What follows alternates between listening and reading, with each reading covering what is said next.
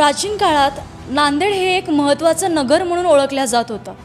कंधार ही राष्ट्रकूटांची तर हॉटेल ही काही काळ कल्याणी चालुक्यांची राजधानी होती।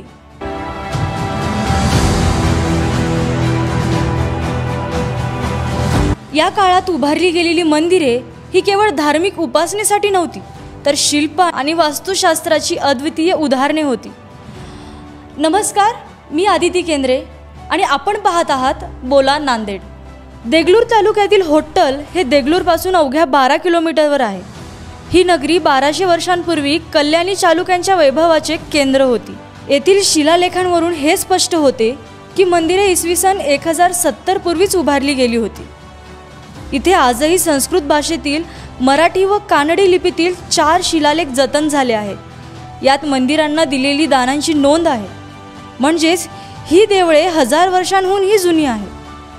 या शिल्पांमध्ये अप्रतिम नृत्यदर्शे, मृदुंगवीणा यांसारखी प्राचीन वाद्ये, वेशभूषा, अलंकार यांचा मोहक आविष्कार दिसतो। शिल्पातील तालबद्धता, गतिशीलता आणि सौंदर्य ही केवळ धर्मश्रद्धेपेक्षा कला आविष्काराची जास्त प्रभावी ओळख आहे। एक समृद्ध कला वैभवाचा ठेवा जतन करणारी ही मंदिरे म्हणजेच नांदेडचा अभिमान आहे।